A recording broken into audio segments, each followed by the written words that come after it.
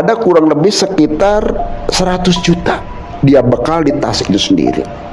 Selain itu juga dia memiliki jam tangan, nilainya pun cukup besar, cincin dengan batu akiknya virus yang istimewa, punya nilai katakanlah bisa kalaupun dijumlahkan kurang lebih sekitar 50 juta.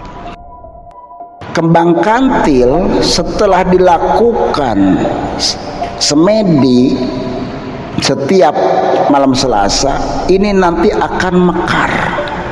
Kelopaknya satu demi satu kamu ambil dan masukkan ke bahan makanan yang sudah kamu siapkan. Itu saja pesan dari nenek.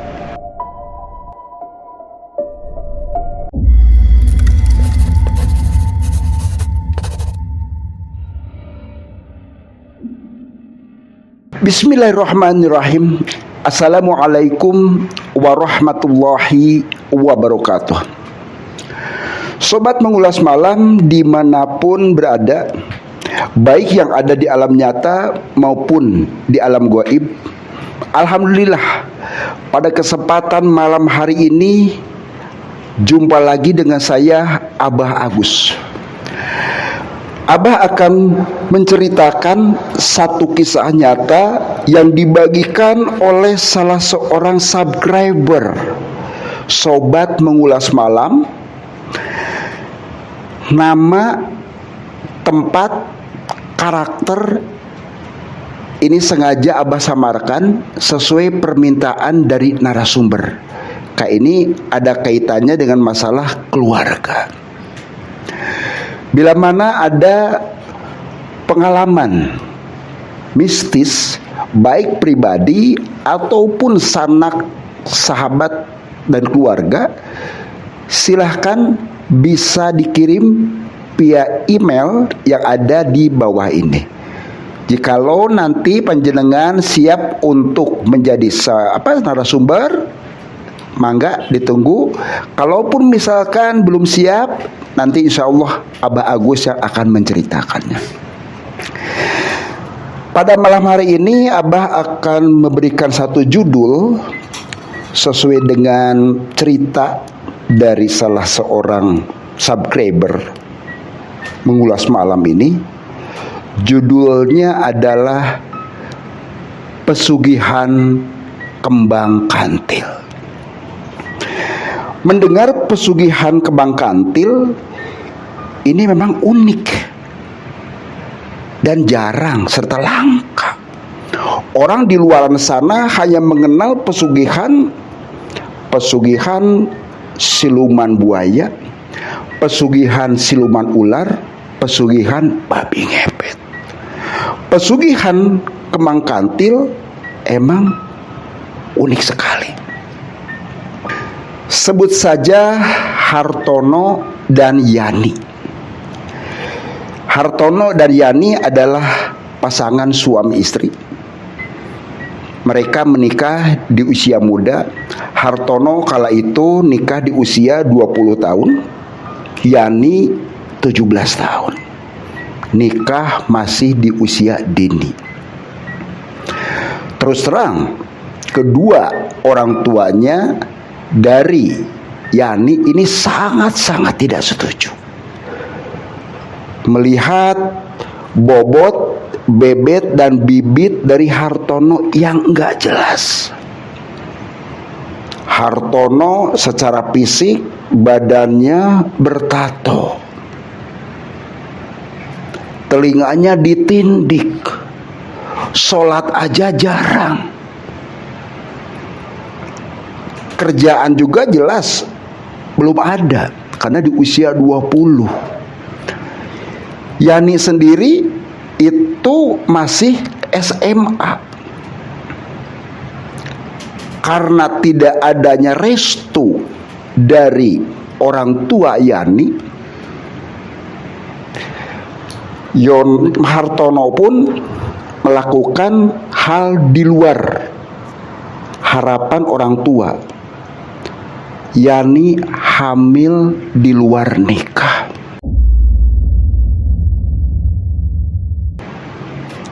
Pikir Hartono, kalaupun anaknya saya hamilin, mau tidak mau sebagai orang tua harus menikahkan, karena untuk menutupin aib keluarga. Itu di benak Hartono.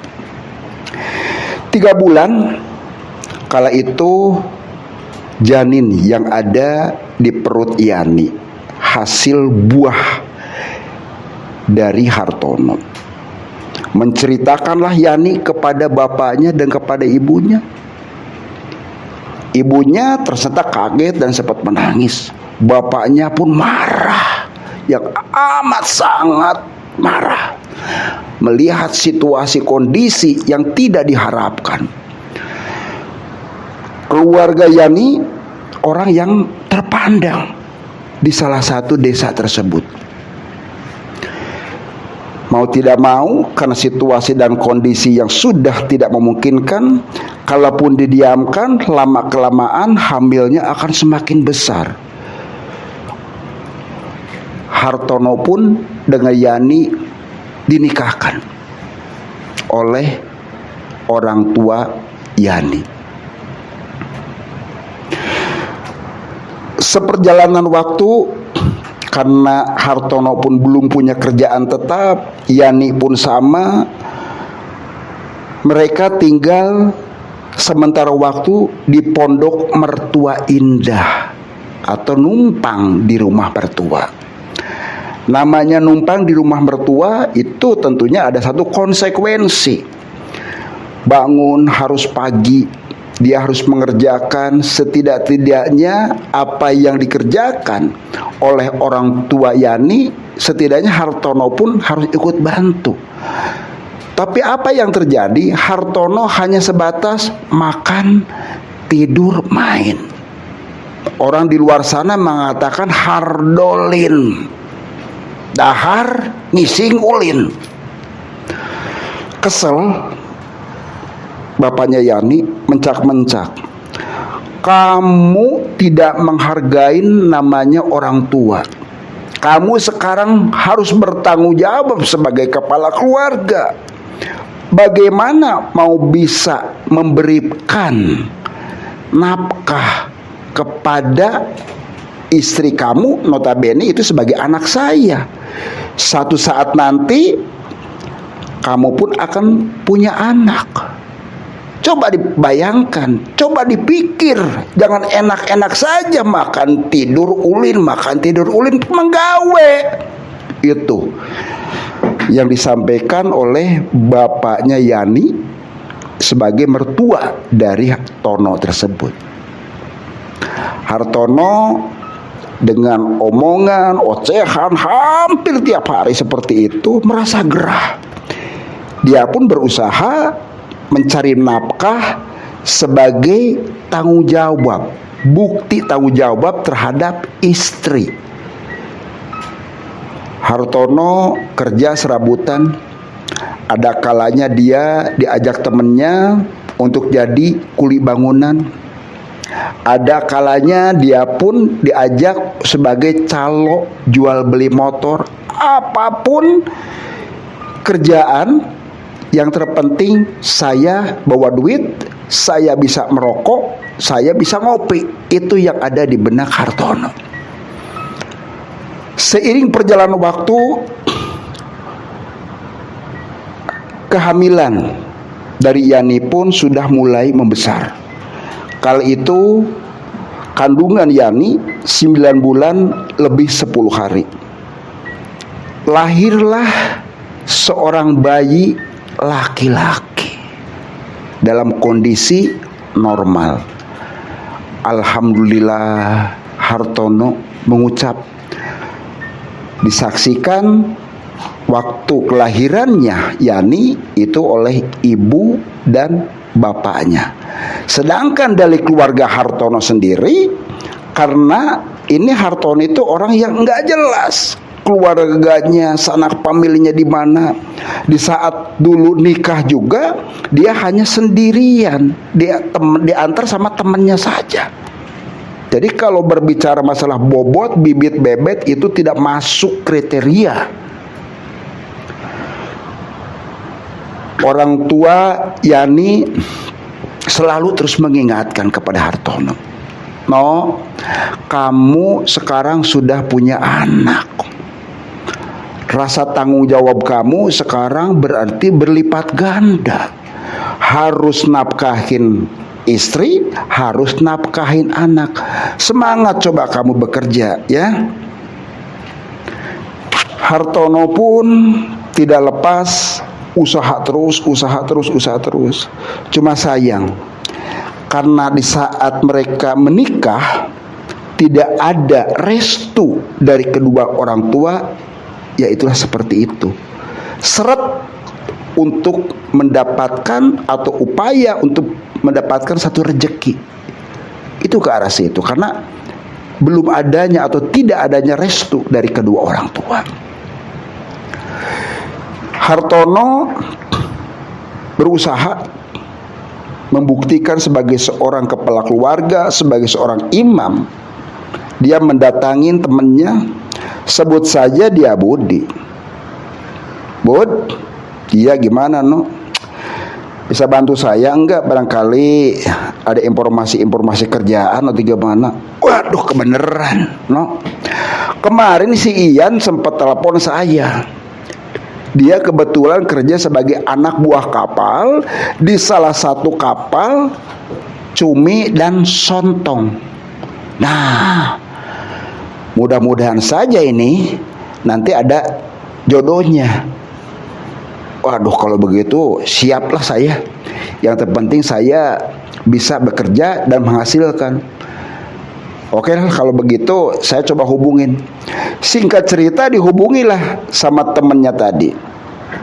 Alhamdulillah ada jodohnya, ada rezekinya buat Hartono.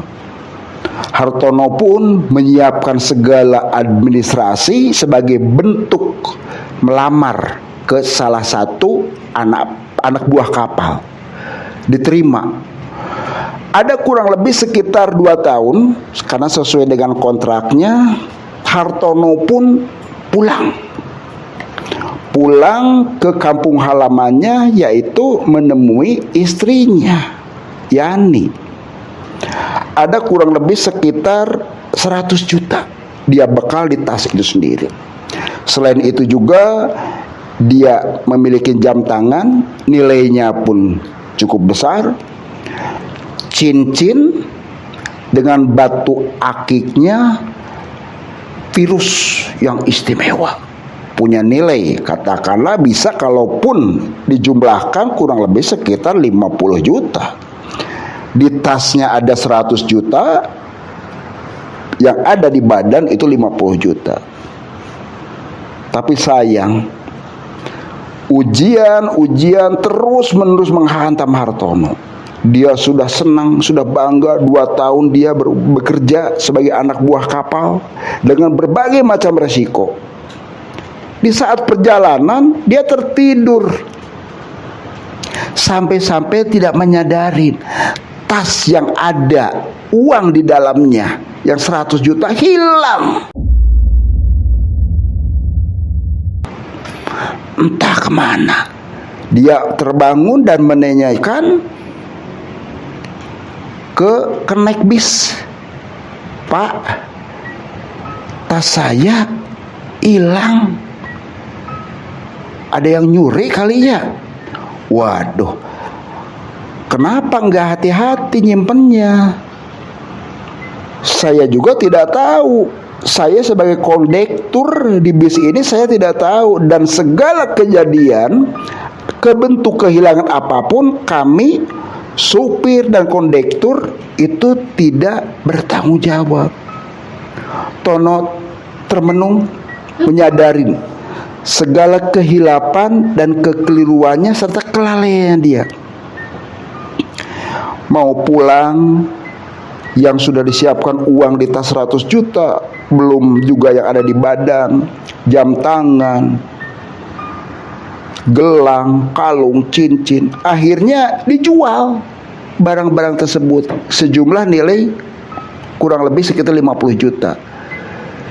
Sampailah Hartono ke rumah mertuanya karena Yani sendiri masih ada di rumah mertuanya. Bercerita panjang lebar segala macam. Yani menyambut tentunya dengan senang. Sudah, ini sudah rezeki kita. Sabar, yang terpenting kita usaha. Rezeki kita bukan berarti 150 juta.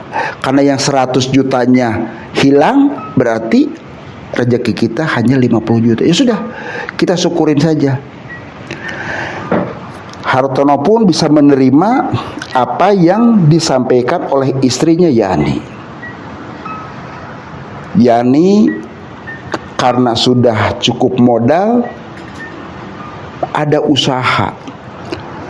Pak, ke Tono, gimana kalau kita kontrak rumah?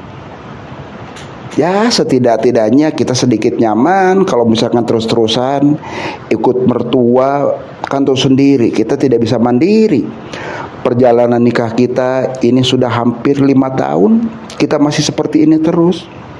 Kita kan ini cukuplah uang untuk kontrak, minimal untuk 1-2 tahun, sambil nanti kita buka usaha kecil-kecilan. Kebetulan ibu sendiri, kata Yani, bisa entah bikin seblak, entah bikin cilok, entah bikin makanan apalah, mau nasi bungkus apapun, insya Allah nanti Yani akan bantu. Hartono pun menerima apa yang Yani sampaikan. Keluarlah dari rumah mertuanya, dia ngontrak salah satu rumah yang cukup sederhana. Ada ruang tamu, kamar tidur 2, ada dapur, dan ada WC serta kamar mandi.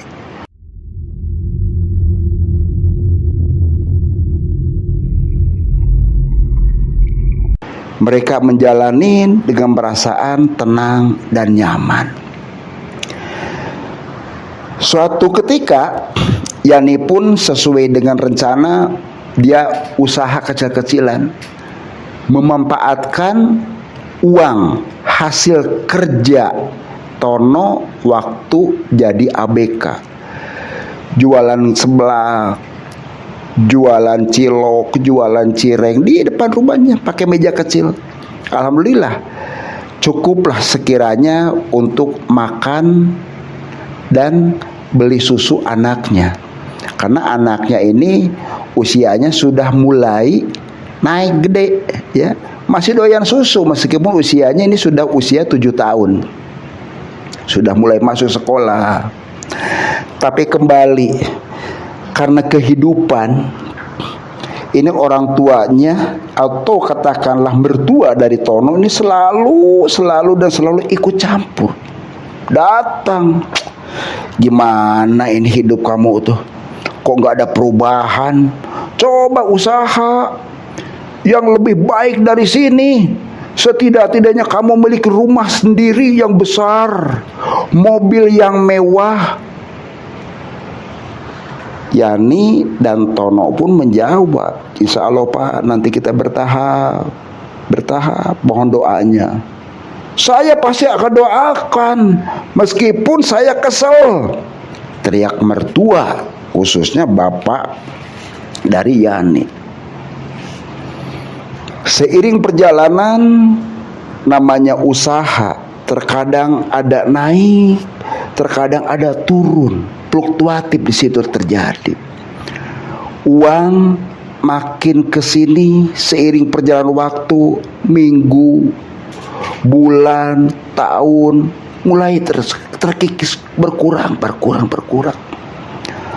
Yani menyampaikan, Pak, gimana ini keuangan kita ini semakin berkurang saja. Mama udah berusaha untuk bantu bapak sendiri, tapi ya seperti ini. Coba Pak, ada usaha apa lagi nih kira-kira? Jangan kira-kira, yang pasti aja, jawab Tono. Akhirnya Tono pun berpikir hal yang negatif. Dia teringat temannya namanya Anwar. Dia mendatangi Anwar. Anwar, iya no, Gimana tumben kamu lama gak pernah jumpa nih?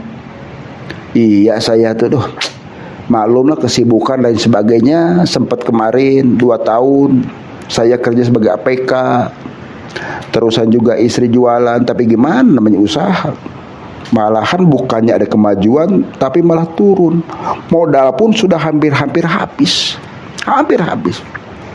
Saya teringat kamu Anwar pernah cerita kalau kamu pernah kenal salah seorang orang pintar yang bisa menjembatani perihal pesugihan. Loh, kamu kok berpikir pendek seperti itu, Tono? Kata Anwar. Mau gimana lagi? Saya sudah capek diomelin terus sama mertua, kiri kanan, tetangga, depan belakang juga. Saya sudah malu. Saya sudah capek miskin. Usaha buktinya sudah jalur yang benar juga. Tidak ada jalur-jalur yang sesat buat saya. Usaha lurus saya sudah lakukan, tapi mana buktinya? Hasilnya masih seperti ini. Saya masih tetap terpuruk. Jelas saya pun tidak terima. Coba dipikir lagi, no, nggak mudah seperti itu. Sudah, yang terpenting hidup saya dan keluarga bisa makmur, saya bisa terpandang, dan saya betul-betul dihargain oleh mertua saya. Oh, kalau begitu caranya, saya hanya sebatas ngasih petunjuk saja. Saya ngasih alamat. Singkat cerita, setelah dikasih alamat dan nama orang pintar tersebut, Hartono pun menyiapkan barang-barang yang akan dibawa ke tempat paranormal tadi atau orang pintar itu. Dia bawa tas, bawa pakaian secukupnya, di situ ada sarung. Dia tidak terlepas bawa senter. Rokok sudah pasti bersama korek apinya. Perjalanan cukup jauh, kurang lebih sekitar 24 jam, sehari semalam. Sampailah di salah satu desa yang ditunjukkan oleh Anwar. Dia ketemu dengan salah seorang tukang ojek. Tono bertanya, Mang, iya kenapa Jang? Mang tahu nggak namanya Bapak Abbas? Bapak Abbas yang di mana? Itu yang kata teman saya itu, di belakang rumah Bapak Abbas itu ada guha. Oh, tahu saya juga suka nganter ke sana. Bisa nganter enggak, Mang? Kata Tono ke tukang ojek. Bisa, tapi ya itu tadi ongkosnya. Berapa ongkosnya? 200.000. Kok mahal banget? Berapa lama emang? Jauhnya tuh 1,5 kilo. Cuma jalannya tadi, sudah jalannya tidak beraspal, berbatu, tanah juga tanah merah. Apalagi ini tahu sendiri, sore tadi sudah hujan. Berat ini perjalanannya.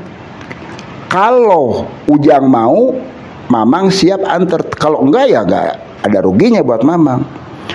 Tono berpikir sejenak, ya sudah Mang kalau gitu. Naiklah Hartono ke motor, karena kondisi sendiri jalan itu sangat terjal, motornya motor trail. Lihat kiri kanan, itu pohon jati Belanda. Di situ juga ada pohon karet, jurang, berbatu. Betul apa yang disampaikan Mamang, itu jalannya licin, tanah merahnya sampai nempel ke ban, sempat itu mau jatuh. Sampailah Hartono ke salah satu tempat yang disampaikan oleh Anwar temannya. Yang di sini tempatnya, cuma punten Mamang tidak bisa nganter sampai ke rumahnya, karena jalannya sendiri jalan setapak, nggak memungkinkan. Mana Mang? Itu tuh kelihatan kan katanya. Mamang ojek nunjukkan ke salah satu rumah gubuk di salah satu desa tersebut. Oh itu, bayarlah Hartono 200.000. Mamang ojek kembali ke pangkalannya. Hartono pun mulai berjalan. Nyampailah ke rumah gubuk tersebut. Tono ketuk-ketuk pintu. Assalamualaikum. Assalamualaikum, Mbah. 2-3 kali Hartono manggil-manggil Abah Abbas. Keempat kali baru ada yang jawab, Waalaikumsalam. Dibukalah pintu. Terlihat oleh Hartono kakek-kakek pakai belangkon, bajunya piyama warna hitam dan pakai celana pangsi hitam.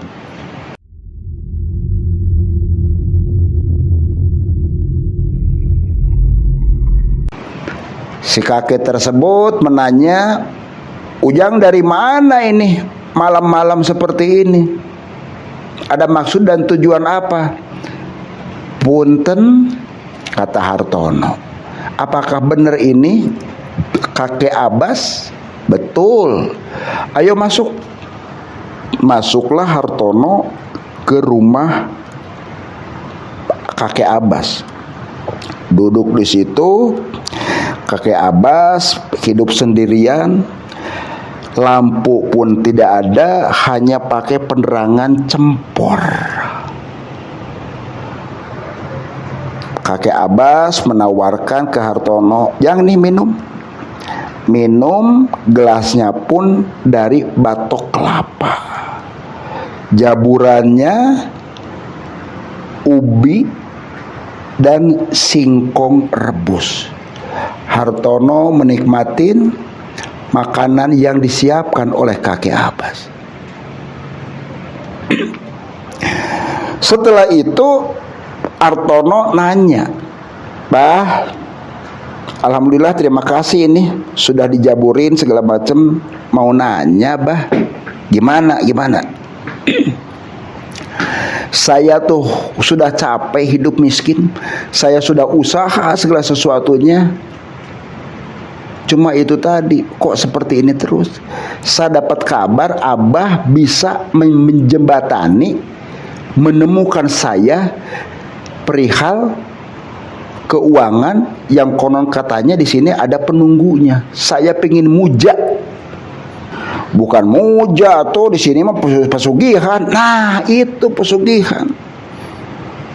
Tapi gimana, kamu siap tidak? Segala resiko dan persyaratan apapun. Jangan bicara persyaratan dan resiko. Segala sesuatu saya melangkah ke sini berarti segalanya sudah siap. Oh, kalau begitu bagus. Syarat yang pertama, kamu harus siapin burung perkutut, kalung tepung. Hartono terdiam. Burung perkutut, kalung tepung itu yang bagaimana? Yang ada coraknya di bulunya itu yang hampir sama di sekitar leher. Tapi kalau ke bawah ini disebutnya tepung kemben. Abah cuma minta kalung tepung. Adanya di mana?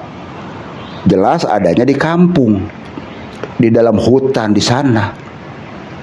Kalaupun yang ada di perumahan itu sudah palsu. Oh, sana cari dulu. Hartono pun mencari ke salah satu hutan yang ada di sekitar situ.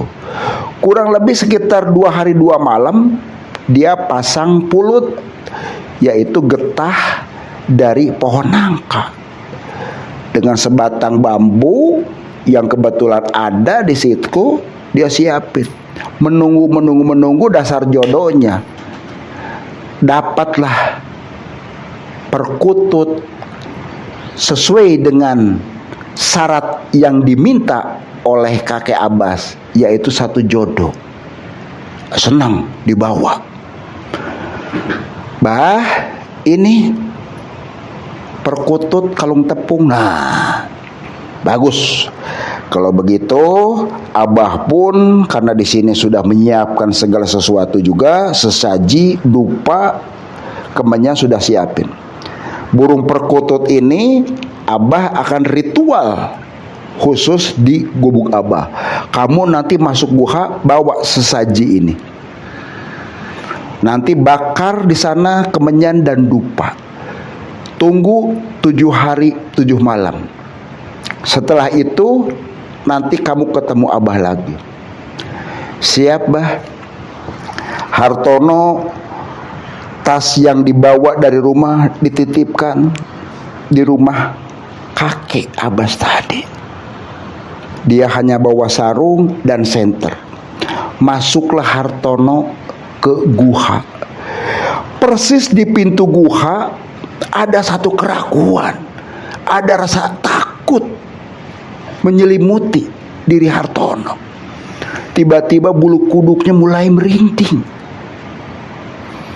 Bulu yang ada di tangan kanan dan kiri ini seakan-akan bangkit, mau maju mundur, maju mundur. Tapi Hartono kembali, saya harus bisa dan saya tidak boleh takut. Mau mati-mati sekalian di sini. Timbullah rasa keberanian. Dilangkahkanlah kaki kanan Hartono ke pintu guha. 1, 2, 3, mendapaki terus. Baru beberapa meter masuk, disambut oleh puluhan kelelawar yang menghuni guha tersebut, menyamar-nyamar ke Hartono.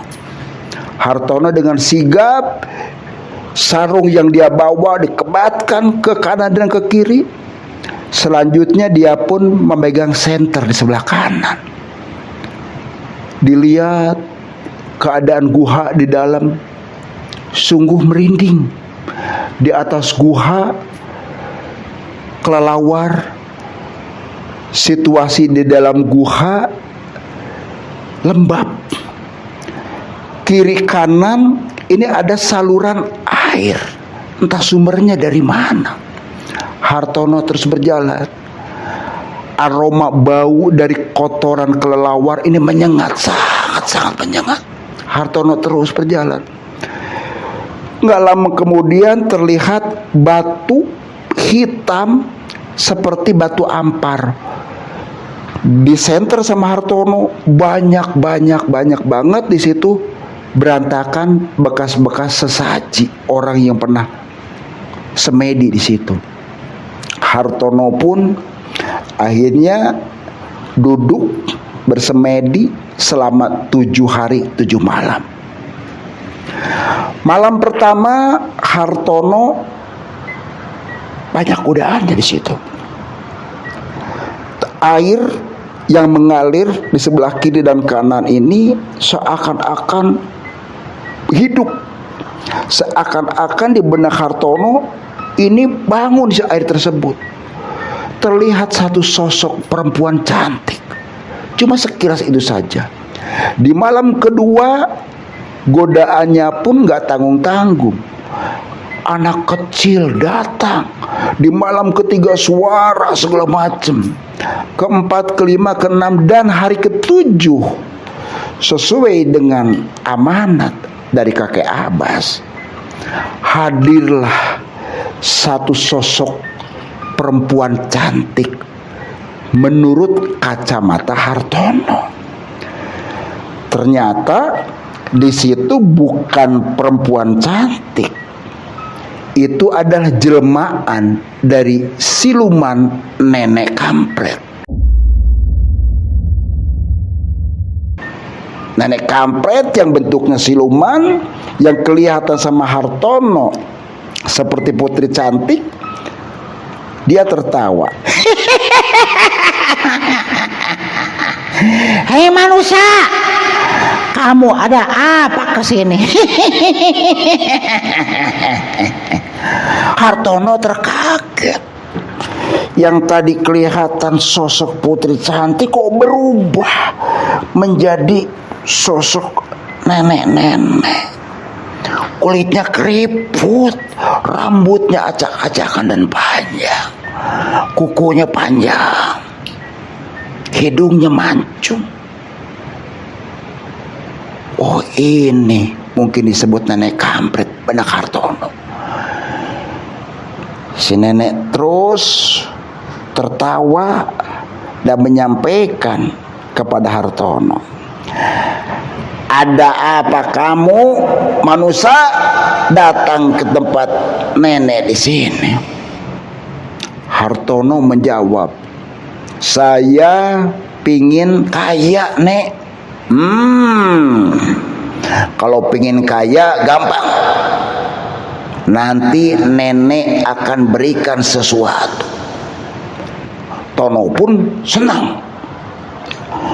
Si nenek lantas nyampaikan kepada Hartono, "Dari lihat aura kamu cocok nanti menjadi seorang pedagang." "Saya nggak mau dagang, saya minta duitnya." "Nggak bisa. Kamu cocok nanti usaha dagang." Si nenek tersebut menyampaikan kepada Hartono berulang-ulang. Hartono pun terdiam. Akhirnya, "Sudah, saya siap. Ingat, kamu harus siap menanggung segala risiko karena adanya satu perjanjian." Hartono menjawab, "Apapun yang menjadikan syarat perjanjian ataupun ikatan apapun, saya sudah siap, Nek." "Bagus kalau gitu." Entah lama kemudian, si nenek tersebut memberikan sesuatu kepada Hartono berupa kumpulan kembang kantil. Dikasih tempat seperti bokor emas dikasihkanlah. Si nenek berkata kepada Hartono, "Kembang kantil setelah dilakukan semedi setiap malam Selasa, ini nanti akan mekar. Kelopaknya satu demi satu kamu ambil dan masukkan ke bahan makanan yang sudah kamu siapkan." Itu saja pesan dari nenek. Nanti apa yang terjadi, lihat kamu sendiri nanti. Nenek tidak akan cerita. Cukup gitu aja. Gak lama kemudian Hartono pun keluar karena nenek tadi pun sudah tidak ada di depan Hartono lagi. Ternyata Hartono itu ada dalam keadaan sadar tidak sadar, seperti terbawa mimpi. Baru kaget, Hartono pun keluar guha, ketemu lagi dengan kakek Abbas. Kakek Abbas menyambut Hartono dan menanyakan, "Gimana selama 7 hari 7 malam di guha tersebut?" Hartono menceritakan perjalanannya dia dari mulai 1 hari pertama sampai ke 7 hari. "Oh, kalau begitu kamu lulus. Pulang. Apa yang disampaikan oleh penghuni guha ini ikutin." Hartono pun dengan senang langsung bersalaman ke kakek Abbas. Pulanglah ke rumah. Disambut oleh istrinya Yani. Yani bertanya, "Kemana aja bapak tuh? Kok nggak pulang-pulang? Ada sampai 11 hari. Namanya juga usaha," jawab Hartono ke Yani. "Gimana ini? Kita coba usahalah dagang-dagangan atau gimana?" "Nggak ada modal," kata Yani. "Coba pinjam dulu ke ibu mertua atau bapak." Karena desakan dari Hartono, Yani pun berusaha minjam uang buat modal. Bersyukur kala itu ibu mertuanya pun tidak sulit, diberikanlah modal senilai kurang lebih sekitar 500.000. belanjalah. Yani pun membuat makanan dan masakan. Hartono terus-terus aja pasti ikut bantu, karena sesuai dengan amanah nenek yang ada di gua tadi, setiap masakan atau makanan ini kelopak dari kembang kantil harus masuk. Singkat cerita, jualan Yani di depan rumah sedikit demi sedikit mulai terbangun usahanya terus-terusan. Tidak lupa tentunya Hartono pun setiap malam Selasa melakukan ritual khusus. Kamar satu khusus untuk tempat tidur mereka bertiga, kamar yang keduanya khusus untuk ritual Hartono. Istrinya tidak tahu kalau Hartono telah melakukan satu perjanjian dengan salah satu siluman penunggu guha tadi. Singkat cerita, usaha Hartono ini semakin maju, terus berkembang, pelanggannya semakin banyak dan mulai dikenal, sampai dikasih spanduk segala macam. Waduh, ini usaha kita semakin maju ini, rezeki anak ini. Cuma sayang anak kita baru satu. Hartono menginginkan anak lagi. Bersyukur, Allah itu maha segalanya. Setiap ucapan, setiap keinginan sifatnya makhluk ciptaannya Allah dengan sifat Rahman dan Rahimnya. Yani pun hamil kembali. Bulan demi bulan lahirlah anak kedua, laki-laki juga. Sama senang. Hartono pindah dari kontrakan, dia mencari rumah yang besar sekalian sebagai tempat tinggal, yaitu salah satu ruko. Di bawah tempat usaha, di atas untuk tempat tidur. Terus usahanya semakin lama semakin berkembang. Tapi sayang, usaha yang semakin berkembang, seiring perjalanan waktu, anaknya pun yang pertama sudah meningkat remaja,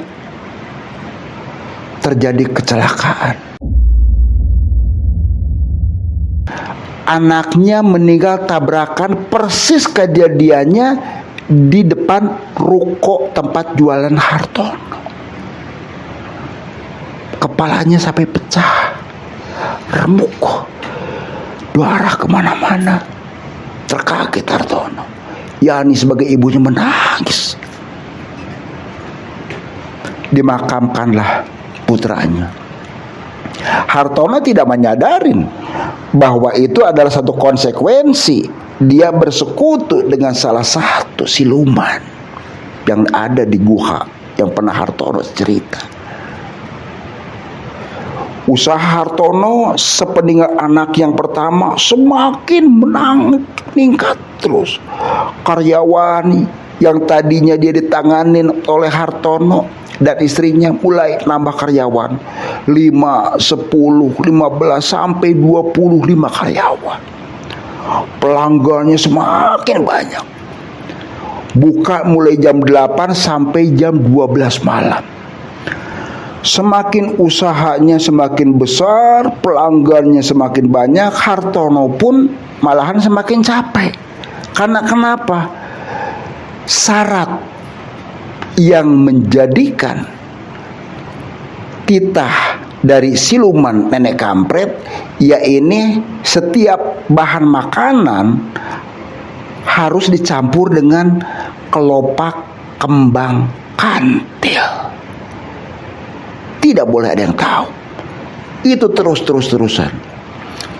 Tidak terlepas setiap malam Selasa Hartono melakukan ritual. Seiring perjalanan waktu, banyak karyawan yang meninggal dunia. Ada gasnya yang meledak di dapur. sampai karyawan tewas seketika. Ada yang hanya jatuh di kamar mandi, terpeleset, meninggal. Yang fatal dan ini sangat-sangat klimaks sekali, anak yang nomor 2. Dari mulai lahir kondisi sehat, menginjak usia ke-13 tahun, ini mulai sakit panas. Sampai seminggu lebih dibawa ke dokter. Alhamdulillah ada perubahan menuju kesembuhan. Tapi sayang, pasca pulang dari salah satu rumah sakit, anaknya itu menjadi idiot. Hartono masih tidak menyadari, apa ini? Anak pertama saya meninggal tabrakan. Anak yang kedua saya panas awalnya, sampai sekarang bisa idiot. Karyawan saya di sini satu demi satu meninggal. Ada yang meledak gasnya, ada yang jatuh terpeleset. Bahkan ada sebagian karyawan itu yang mengundurkan diri karena ada satu kecurigaan, jangan-jangan ini juragan saya melakukan hal-hal yang nyeleneh, yaitu melakukan pemuja setan. Ada salah satu karyawan berpikir seperti itu. Seiring perjalanan waktu, yang tadinya karyawan Hartono banyak, ada sekitar 25, keluar, sisa 5. Minggu, bulan, tahun dilalui oleh Hartono. Dia mulai menyadari dia sudah merasa lelah dengan kehidupan yang ada. Dikira uang adalah segala-galanya, tapi ternyata tidak bisa dinikmatin. Hartono pun berpikir, kalau begitu mah kita melakukan umroh untuk pembersihan diri kita. Istrinya pun merasa senang. Ayo, daftarlah Hartono itu ke salah satu biro travel yang ada di kota tersebut. Setelah persyaratan lengkap, seiring perjalanan waktu, latihan manasik. Di saat pelatihan manasik, di sela-sela istirahat, Hartono ketemu dengan salah satu ustadz di situ. Itu pun proses cukup panjang. Sempat ada perbincangan, ngalor ngidul segala macam. Singkat cerita, ustadz dengan Hartono dan Yani ini semakin akrab. Ustadz mulai memberanikan diri menyampaikan, Mas Tono, kenapa Ustadz? Mas Tono ada niatan untuk umroh. Betul. Kita sudah sama-sama di sini, berarti saya sudah niatan. Maaf Hartono, bukan berarti Bapak sok pinter, sok ceramahin. Ini melihat dari pancaran aura, khususnya di Hartono, ini gelap. Maksud Pak Ustadz gimana? Ini terlihat ada satu sosok di belakang Hartono. Itu nenek yang sangat tua sekali, menyeringai, mengeluarkan darah dari mulutnya, dia bertaring, serta tangannya kasar, lebar, kukunya tajam.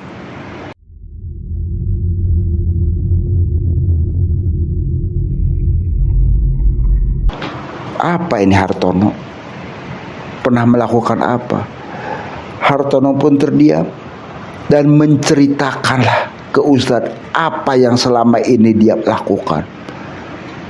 Ustadz pun mengucap astagfirullahaladzim. Jangan dilanjutkan. Bersihkan dulu lahir dan batin kamu. Lakukan kamu taubatan nasuha.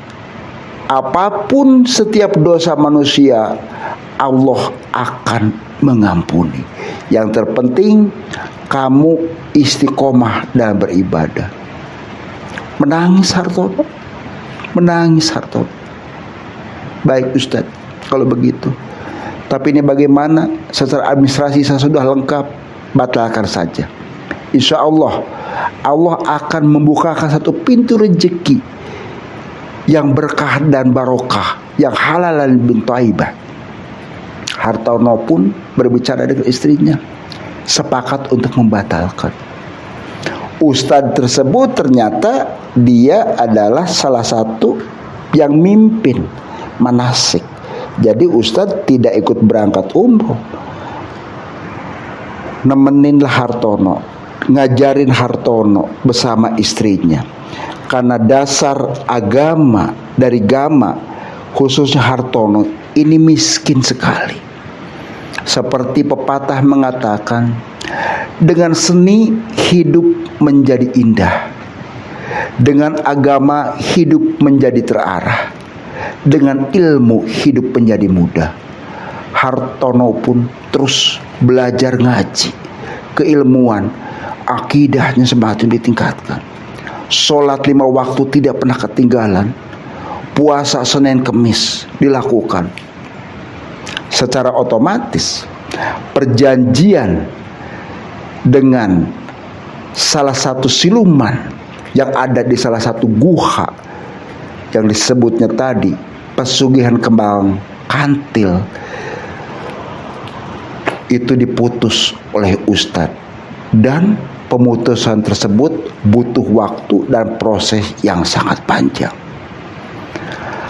Hartono pun atas bimbingan Ustadz, dia sangat-sangat berterima kasih. Hartono selalu bertanya, Ustadz mohon maaf saya, bisa dilihat tubuh saya Ustadz, penuh gambar tato segala macam. Telinga sampai ditindik, apakah sholat saya, ibadah saya Allah terima? Ustadz dengan tenang menjawab,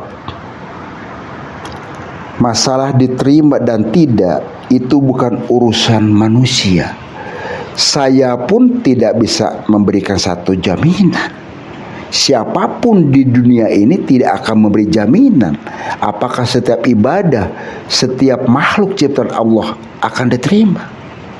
Yang terpenting syarat dan rukun itu harus terpenuhi. Serahkan semua kepada Allah. Allah dengan sifat Rahman dan Rahimnya.